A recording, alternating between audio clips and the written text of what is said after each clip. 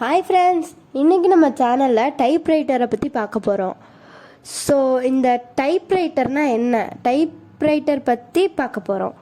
Typewriter தமிழில் என்ன சொல்லுவாங்கன்னா தட்டச்சு பொறின்னு சொல்லுவாங்க. டைப்ரைட்டரில் என்னெல்லாம் இருக்குன்னா அதில் நிறையா கீஸ் இருக்கும். அந்த கீஸில் ஆல்ஃபபெட்டிக்கல் கேரக்டர்ஸ், நியூமரல்ஸ் அதெல்லாம் இருக்கும். அதுக்கப்புறம் அதில் ஒரு ரோல் மாதிரி இருக்கும், அதில் பேப்பர் சுற்றி வச்சுருப்பாங்க. அந்த அந்த அந்த ரோலில் பேப்பர் சுற்றி வச்சுருந்தனால அந்த கீஸில் டைப் பண்ணாங்கன்னா என்ன டைப் பண்ணுறோமோ அது பேப்பரில் பிரிண்ட் ஆகி வந்துடும். இதுதான் நம்ம டைப்ரைட்டர்னு சொல்லுவோம்.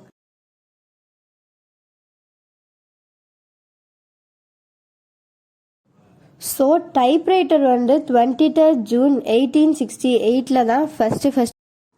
ஸோ டைப்ரைட்டர் 6 பேர் சேர்ந்து கண்டுபிடிச்சிருக்காங்க, 6 சயின்டிஸ்ட். 1980s தான் கொஞ்சம் கொஞ்சம் டைப்ரைட்டர் ஆஃபீஸஸ், கம்பெனிஸ் அங்கெல்லாம் யூஸ் பண்ண ஆரம்பித்தாங்க.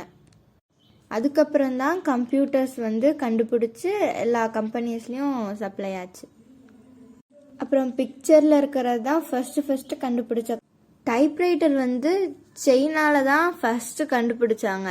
ஸோ பிக்சரில் லெஃப்ட் சைடில் இருக்கிறது ஓல்டு டைப்ரைட்டர், ரைட் சைடில் இருக்கிறது இப்போ லேட்டஸ்ட்டாக கண்டுபிடிக்கிற டைப்ரைட்டர்ஸ்.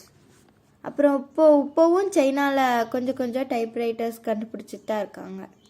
அப்புறம் ஒரு டைப்ரைட்டரோட விலை 4000 14,000 வரைக்கும் காஸ்ட் ரேஞ்ச் இருக்குது.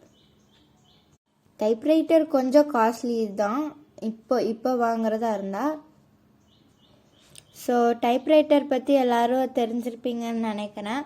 இந்த வீடியோ பிடிச்சிருந்துச்சுன்னா லைக் பண்ணுங்கள், ஷேர் பண்ணுங்கள், சப்ஸ்கிரைப் பண்ணுங்கள்.